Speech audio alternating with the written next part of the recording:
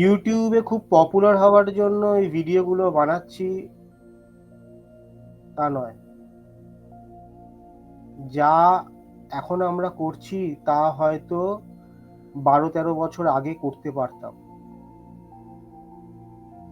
করিনি। বারবার ভেবেছি যে এই জিনিসগুলোকে নিয়ে ইন্টারনেটে কথা বলবো কিনা। আসল কথাটা হচ্ছে, ইন্টারনেটে এই জিনিসগুলো ঠিক করে বোঝানো যায় না, বলাও যায় না। দ্বিতীয়ত, যেই প্রথা যেগুলো অলরেডি চলছে, যেইগুলোতে মানুষের এত মনোযোগ, সেইখান থেকে মানুষকে মনটাকে টেনে নিয়ে এই বিষয়ে নিয়ে আসার জন্য প্রচণ্ড পরিশ্রম করতে লাগবে। আর দ্বিতীয়ত, সেই পরিশ্রমের কাজও আদৌ কিছু হবে কিনা বলা যায় না। খুব ভালো যে আমরা খুব বক্তা তাও নয়, খুব বিশাল আর্থিক বল আছে তাও নয়। শুধু যেটা আছে তা হলো গুরু কৃপা ও গুরুর আদেশ পালন করা। যেটা এখন করছি সেটা আচমকা কেন করছি, এই এই ভিডিওটাতে কিছু বিষয় বলবো। যদি ধৈর্য থাকে শোনবার, কারণ বেশিরভাগ লোকেরই এইসব শোনবার ধৈর্য থাকে না। আর কেনই বা শুনবে, এত কিছু এন্টারটেনিং আছে। আমাদের এই বিষয়গুলো মোটেই এন্টারটেনিং কিছু বিষয় নয় যেগুলো শুনতে লাগবে। এছাড়া একটা বিশাল সাবস্ক্রাইবার বেস তৈরি করা, বিশাল ফলোয়ার তৈরি করা, তার যে সময় হ্যাঁ দেওয়ার মতন বা তার পিছনে যে ইনভেস্টমেন্ট করবার মতন, সেগুলো কোনো ক্ষমতাই আমাদের নেই। যে কজন লোক শুনতে পারবে, সেটা যদি একজন দুজনও হয়, যদি এই যে ভিডিওটা আজকে করছি সেটা শুনে যদি তার কিছু মনে হয় যে তার কিছু কাজে আসতে পারে বা তার মনোমতো কিছু, তবে তারা আমাদের সাথে যোগাযোগ করতে পারে। এবার যোগাযোগটা ওই অনলাইনেই যেভাবে বললে, একটু ইমেল অ্যাড্রেসের মাধ্যমে ওইভাবে যোগাযোগ করতে হবে। কারণ যোগাযোগ যখন যে করে, তার কি উদ্দেশ্যে যোগাযোগ করতে চাইছে সেটা তো আগের থেকে বোঝা যায় না। আর আমরা খুব সতর্ক থাকি কোন দিক দিয়ে, যে যে আমাদের মধ্যে যে খোলামেলা আলোচনা, আমাদের মধ্যে যে আনবায়াসড নেচারটা, সেটা যেন নষ্ট না হয়, তার জন্য আমরা খুব সতর্ক থাকি। তাই খুব অতিরিক্ত লোক প্রয়োজন তা নয়, কিন্তু এরকম সাধক মানসিকতার লোক, তার হয়তো কোনো গুরু আছে, সে হয়তো কোনো পদ্ধতি বা পন্থাকে মেনে চলে, সেটা তার বিষয়, সেটা নিয়ে কোনো সমস্যা নেই। কিন্তু তার নিজস্ব যাত্রা, নিজস্ব উদ্যোগ আছে কিনা, সেইটা হলো বিষয়। এরকম লোক আমরা খুঁজছি, চাই যে এরকম ধরনের লোকেরা যাতে একসাথে আসতে পারে। কারোর গুরুর আদেশ আছে, যদি কেউ শিখতে চায় তাকে কিছু শেখাতে পারি, কিন্তু গুরু হয়ে নয়। আমি এখানে গুরু হওয়ার জন্য কোনো বক্তব্য রাখছি না, শুধুমাত্র গুরুর কর্তব্য পালন করবার জন্য। আর নতমস্তক হয়ে যা জ্ঞান জেনে, যেটা এইটুকুনি জানতে পেরে, যে এইটুকুনি অভিজ্ঞতা, সেইটুকুনির মধ্যে যদি কিছু করতে পারি, সেটা করবার চেষ্টা। কারণ আমারও যাত্রা অনেক বাকি। গুরুর আদেশ যদি না থাকতো, তাহলে হয়তো এই জিনিসগুলো করতাম না। এবার এই যে আদেশের কথা বলছি, কেনই বা আদেশ, কিসের জন্য আদেশ, এই বিষয়টা যদি শোনা হয়, তাহলে হয়তো কাজে আসতে পারে। আমি একটা বিষয় মানে খুব ভাগ্যক্রমে বুঝেছি, এই সাধু সঙ্গ করতে করতে বুঝেছি যে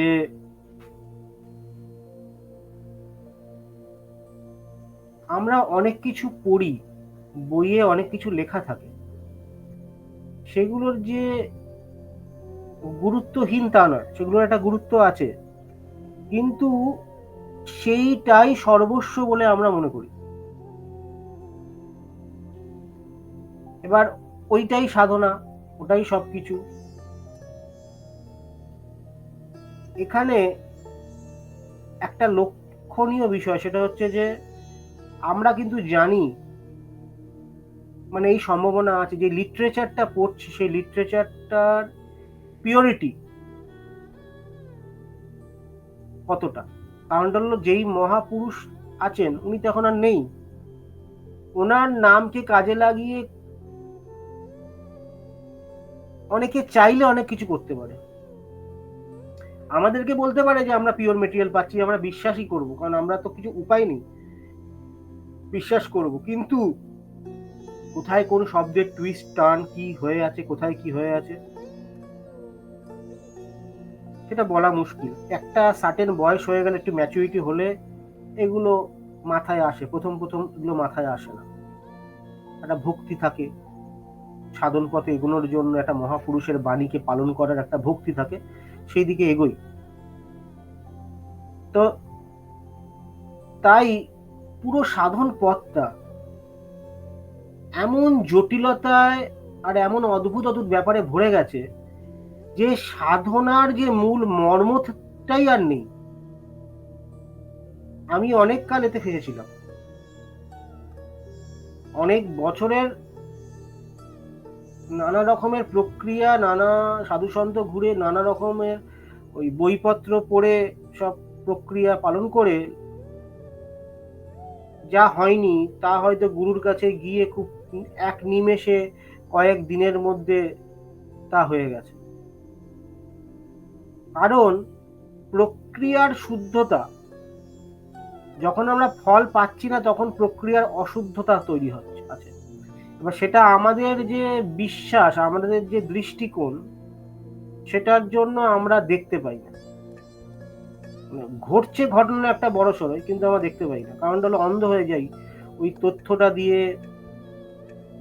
ওই যে এত গ্ল্যামার একটা গুরুর, একটা বা একটা কোনো ইন্টারনেটের মাধ্যমে অনেকে অনেক বক্তব্য রাখছেন, তাদের যে গ্ল্যামার, তাদের গান, তাদের সব অ্যাম্বিয়েন্স, তাদের যে অ্যাটমসফিয়ার, লোকজনের সমাগম, অনেকে ওইগুলো এক্সপিরিয়েন্স করতেই যায়, ওতেই অভিভূত হয়ে যায়। ওই একসাথে গান হচ্ছে, বড় মাপের লোকেরা সব একসাথে আছে, একসাথে আছে, একটা স্ট্যাটাসের জায়গা হয়ে গেছে। কিন্তু মনোযোগ দিয়ে দেখলে বুঝবেন যে এক একটা আশ্রম খুব বড় হয়েছে, কিন্তু যারা মেম্বার্স তাদের কিন্তু কোনো বৃদ্ধি ঘটেনি। কোথায় সেই মহাত্মারা, সেই পর্যায়ের মহাত্মা কোথায়? এত মানে আশ্রম, এত লেকচার, যাদের এত ক্ষমতা, যাদের এত জ্ঞান, সেই জ্ঞানের প্রতিফলন কোথায়? সেই জ্ঞান আমাদের সমাজকে কোথায় প্রভাবিত করে?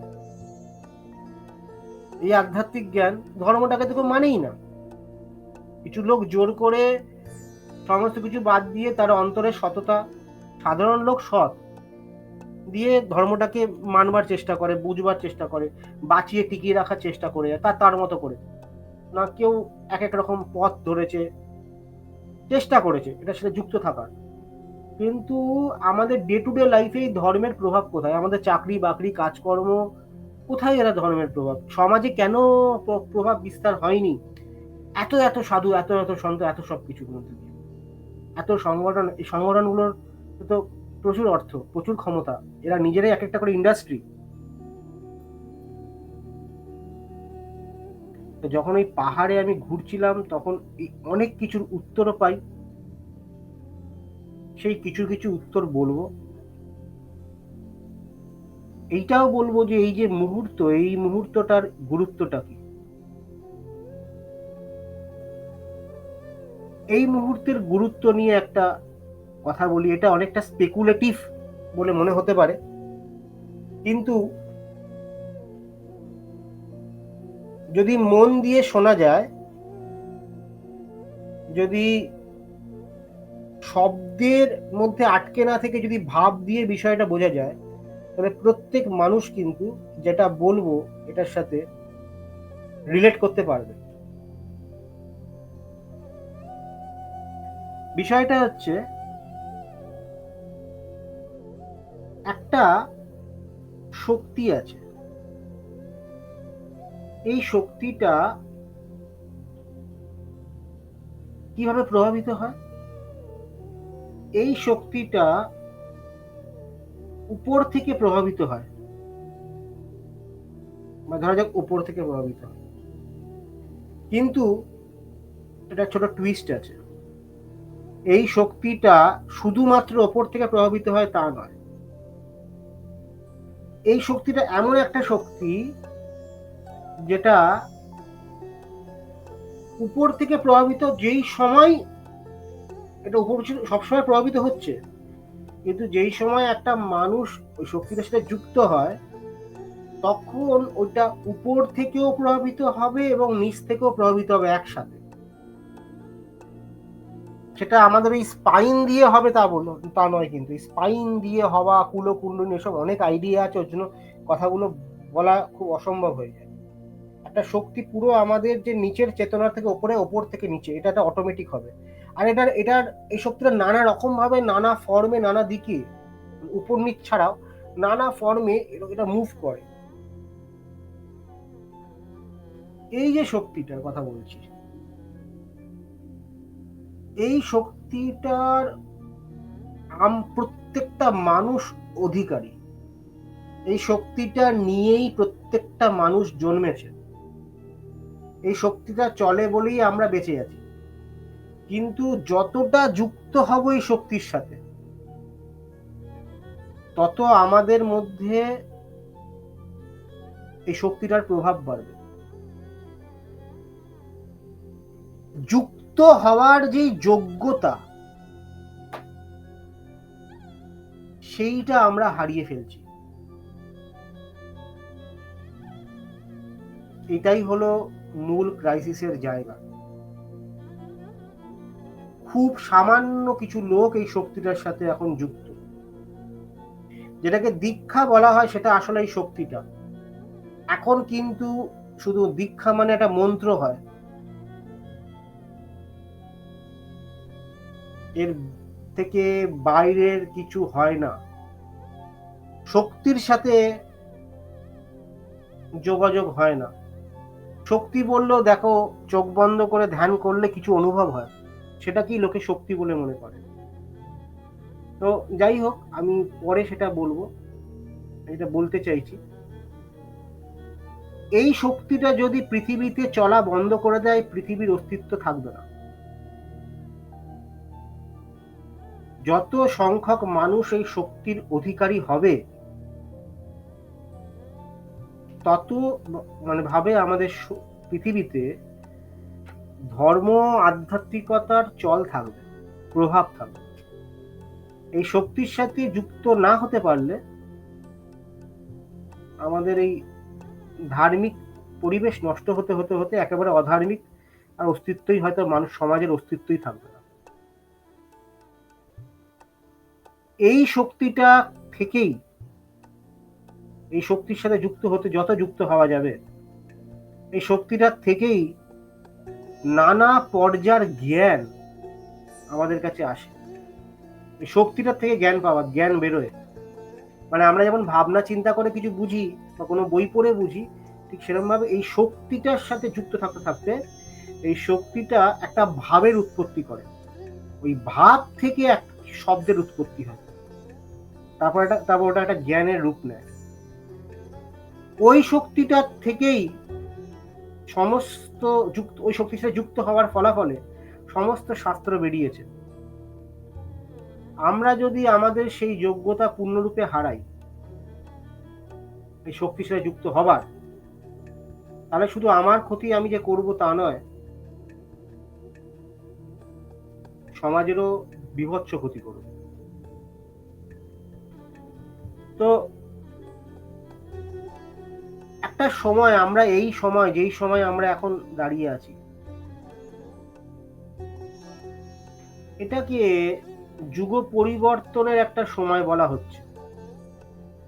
আদৌ যুগ পরিবর্তন কিনা আমি জানি না, ওই নিয়ে আমি ভাবতেও চাই না, কিন্তু অনুভব করে অভিজ্ঞতা হচ্ছে জীবন সম্বন্ধে, যেটা জীবনের চারিদিকে মানুষের জীবনে নানা রকমের বিপত্তি আর একটা অদ্ভুত হতাশা, জীবনের যেন আর কোনো গুরুত্ব নেই, এই জীবনে বেঁচে থেকে কি হবে, এই ধরনের চারিদিকে একটা মনোভাব দেখছি। আর কেন কেন জানি না, এই যে সিস্টেম যেটা চলছে, এই সিস্টেমটা যেন আর কেউ নিতে পারছে না। তো অনেক রকম কথাবার্তা আসছে, সেসব কথাবার্তা আমি বলবো না, আমি একটা অন্য দৃষ্টিকোণ বলতে চাইছি। আমি বলতে চাইছি এই সময়টা গুরুত্বপূর্ণ, কারণটা হলো এই সময় মানুষ ঠিক মানে ওই শক্তির প্রবাহটা এতটাই ক্ষীণ হয়ে গেছে সমাজের মধ্যে, কারণ মানুষের অধিকারই নেই। তো ক্ষীণ হতে হতে হতে হতে ওটা পুরো সমাপ্ত হয়ে গেলে এই সমাজের অস্তিত্ব থাকবে না।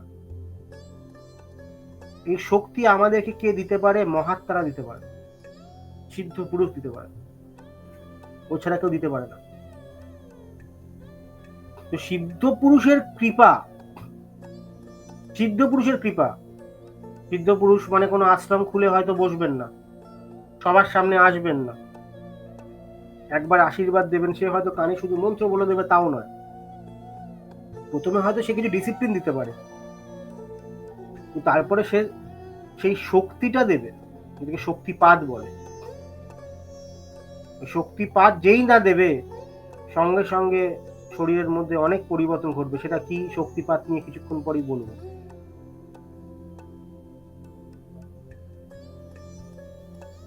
এই যে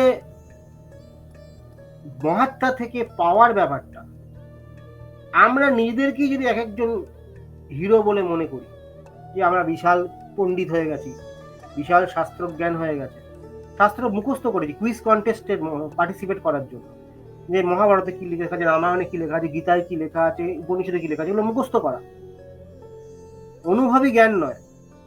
না অনুভব করেছি, না ভিতর থেকে বেরিয়েছে কোনো কিছু, ওই পথে আমরা হাঁটিনি। কিছু নিয়মকে পালন করাটাই সাধনা হয়ে দাঁড়িয়েছে। এতবার দিনে মন্ত্র জপ করব, এই অনুষ্ঠান করব, এই করব, সেই করব, এই বইটা পড়ব, এইটুকুনি হয়ে গেছে। কিন্তু অন্তর থেকে যে জ্ঞানের উৎপত্তি ঘটাতে হবে, কারণ ওই শক্তিটা চলছে না। আর ওই শক্তিটা প্রথমে চলা তো বাদ দাও, শক্তিটাকে পাওয়ার জন্য অধিকারী নই আমরা, অধিকার হারিয়ে ফেলছি। তো কি ভয়ঙ্কর অবস্থায় আমরা আছি। আমাদের এই সাধক সঙ্গের উদ্দেশ্য এইটাই, মানুষকে ওই শক্তিমুখী করা, যাতে সে তার সিদ্ধ পুরুষ, সে তার গুরুকে পেতে পারে কোনো না কোনো সময়। আমরা গুরু হতে চাই না, আমি গুরু হতে চাই না, আমি তো শিষ্যেরও শিষ্য। শুধুমাত্র গুরুর আদেশ। কি করে ওই ঐশ্বরিক শক্তির সাথে তাকে যুক্ত করা যায়, যাতে সে কিভাবে সাধনা করবে, তার জীবনের উন্নতি আনবে এবং মহাপুরুষদের কৃপা পেতে পারবে। এটা আশঙ্কা করা যেতে পারে যে এখন আমরা যেই সময় এসে দাঁড়িয়েছি, হয়তো খুব শিগগিরই, এটা আশঙ্কা মাত্র, মহাপুরুষরা আসবেন, সমাজে মহাপুরুষের প্রভাব বাড়বে। তা না হলে এই শক্তির ব্যালেন্স করানো খুব মুশকিল। তো দুটো জিনিস লাগবে, এক হলো মহাপুরুষরা আসবেন কি আসবেন না তো জানি না, আসতে পারে নাও আসতে পারে, কিন্তু আমরা তো আমাদের প্রিপারেশনটা নিতে পারি। সেটাই হলো যে সাধনা সংক্রান্ত যত রকমের ভ্রান্তি চলে সেগুলো থেকে আস্তে আস্তে নিজেকে বের করতে হবে, নিজের অন্তরের জ্ঞানকে জাগ্রত করে নিজেকে চলতে হবে। মানে আমাকে তো অনেকে অনেক পথ দেখাচ্ছে, কিন্তু আমি নিজে যখন চলবো তখন আমি কি পাবো? নিজেকে যখন নিজে চলতে হবে, নিজে যখন চলবো হাঁটবো, তখন আমি চিনবো, তখন আমি বুঝবো, আমি আমাকে আমার গুরু হতে হবে।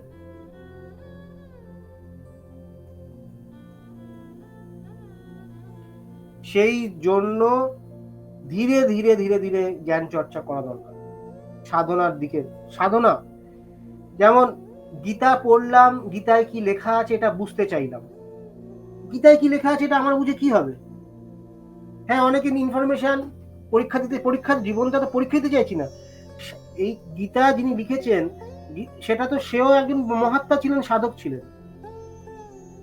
তত সাধনার জ্ঞান। আমি যদি না সাধনায় করি তাহলে আমি গীতার মর্ম বুঝবো কি? সাধনার জন্য প্রয়োগ করতে লাগবে, সাধনার উন্নতির জন্য। বিষয় হলো যে এইগুলো যে কি করে এই ইউটিউবের মাধ্যমে বলতে পারবো জানি না। কিছুটা প্রচেষ্টা করব, সম্পূর্ণ প্রচেষ্টা সম্ভব নয়। কিছুটা মানে যতটুকু শিখেছি বোঝাতে পারবো যদি কাজে আসে, ইউটিউবের মাধ্যমে কিছুটা বলতে পারবো। আর এটা একটা ছোট কোনো কোর্স নয় যে এখন সাধনার মেডিটেশনের কোর্স হয়, সাধনা বলতে মেডিটেশন, তার ছোট কোর্স হয়। মেডিটেশন কোনো কোর্স নয়, গোটা জীবনটাই সাধনা। তাই সর্বসময় প্রচুর কিছু শিখতে লাগবে, শরীর স্বাস্থ্য সুস্থ করবার জ্ঞান লাগবে, অনেক কিছু, ক্ষণে ক্ষণে অনেক প্রয়োজন, সে প্রয়োজন ওরিয়েন্টেড জ্ঞান লাগবে। তাই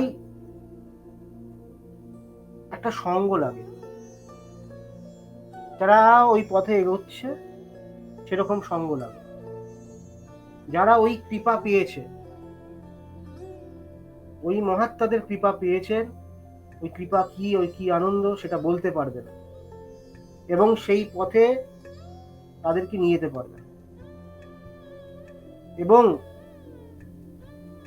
এই কৃপা পাওয়ার পর সে শিষ্যেরও শিষ্যেরও শিষ্য হয়ে যায়, সে ক্ষুদ্র হয়ে যায়, সে মনে করে পৃথিবী কি বিশাল, কত কিছু জানবার শেখবার আছে।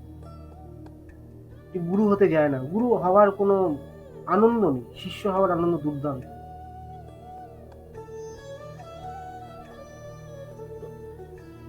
এখন এই সময়টা, এবার এইটাও বলা হচ্ছে সামনে এমন কিছু সময় আসতে পারে যারা এই ধর্মের বিষয়টা সঠিকভাবে ধরবে না, তারা তাদের নানা রকম জীবনে বিপদ, তাদের জীবনে যত সুখ শান্তি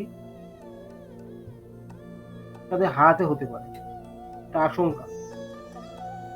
আর ধরা যাক এটা হলো কি না হলো, কিন্তু আমি সৎ পথে চলবো, আমি আমার যাত্রাটা এগোবো, এর থেকে তো মানে মানে এটা তো ভালো কথা, এটা তো ভালো জিনিস, ক্ষতিকর তো কোনো কিছু নয়। তো এইটা হলো মূল বার্তা,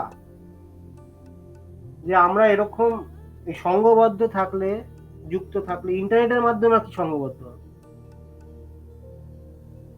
যদি কেউ কলকাতার মধ্যে থাকে তাহলে যোগাযোগ করবে, খুব বাইরে থাকলে ইন্টারনেটের মাধ্যমে ওই অনলাইনে যোগাযোগ করা যেতে পারে। আর খুব বেশি দিন যে এই চ্যানেলটা কে চালাবো তাও ঠিক নয়, খুব ভিডিও বানানোর ইচ্ছে একদমই নেই, বাধ্য হয়ে বানাচ্ছি গুরুর আদেশ পালন করার, যে যত লোককে বোঝানো যায়। কারণ ওই সাধন পথ, ওই প্রক্রিয়া, এটা তো ইন্ডিভিজুয়ালের ওপর নির্ভর করে, প্রত্যেক ইন্ডিভিজুয়ালকে দেখে বুঝে চলে করা যায়। এমনিতে ওই একটা উপর উপর বলে দিলে হয় না, আর খুব গভীর বিষয়, আর তারপর গভীর মনন করা, আমাদের একটা প্রক্রিয়া আমরা করি, গভীর মনন করি, সেটা আমরা ইন্টারনেটে কি করে করব? যদি একটা করি, করতে করলে কত ঘন্টা লেগে যাবে, কত ঘন্টার ভিডিও হবে, সেটা করে কোনো আনন্দও হবে না।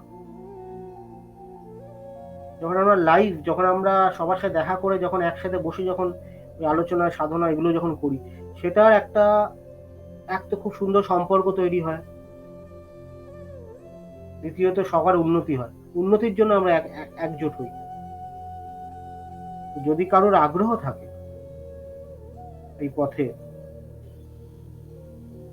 তারা যোগাযোগ করতে পারে। খুব জ্ঞানী লোকেদেরকে আমরা চাইছি না, তারা পণ্ডিত ব্যক্তি, তাদেরকে আমরা সম্মান করি। তারা তাদের মতন থাকুক, যারা খুব পণ্ডিত, যারা প্রচুর শাস্ত্র পড়ে বিশাল হয়ে গেছে, এসব দরকার নেই। আমরা চাই সাধারণ লোক, যারা জানতে চায়, বুঝতে চায়, ভাবতে চায়। কারণ আমরা নিজেরাই মূর্খ তো মূর্খের দলকেই পুষবে, নিজেরাই মূর্খ। শুধুমাত্র গুরু কৃপা একটু হয়েছে বলে বেঁচে গেছি। এই গুরু কৃপার মাধ্যমে যা যা বেরোবে। তাহলে শাস্ত্র ধরে প্রত্যেক শাস্ত্রে যেমন আমরা মনে করে একটা ন্যায় দর্শন বা একটা সাংখ্যর দর্শন, এগুলো মনে হয় একটা দর্শনের বই বলে মনে হতে পারে, কিন্তু এর ভিতরে সাধনা ও সাধনের প্রক্রিয়া গুপ্তভাবে দেওয়া আছে, খুবই গুপ্তভাবে। এটা একটা সাধনা, পুরোটাই শাস্ত্র একটা সাধনা। সেইগুলো ইন্টারনেটে সম্ভব নয়। কি করে করব? 400-500 লাইনের সব শাস্ত্র চর্চা করতে করতে এত ভিডিও হয়ে যাবে। যদিও বা দূরে অনেকে থাকে, আমরা মনে করলাম যে ঠিক আছে, আমরা এমন কিছু বানাই যাতে তাদের সৎসঙ্গ হয়, তারা যাতে আমাদের ভার্সনটা, কারণ আমাদের বক্তব্যটা রাখবার ইন্টারনেটে আপনি কাউকে পাবেন না। ইন্টারনেটে কেউ নেই যারা আমাদের ভার্সনটা রাখবে এই ধরনের বক্তব্য। মানে আমাদের কোনো বায়াসনেস নেই, আমরা কোনো জায়গায় আটকে থাকছি না, নিজে বোঝার প্রচেষ্টায় থাকছি। সেখানে যুক্তিও কাজে আছে, অনুভবও কাজে আছে, দুটোই কাজে আসবে। আর লড়ালড়ি তর্কাতর্কির জিনিস এটা না, এটা জ্ঞানের জিনিস, নিজের জীবনের উন্নতি করবার জিনিস। যার যতটা কাজে আসে ততটা কাজে আনতে হবে। তো খুব শান্তির সাথে, আনন্দের সাথে এই চর্চা হয়।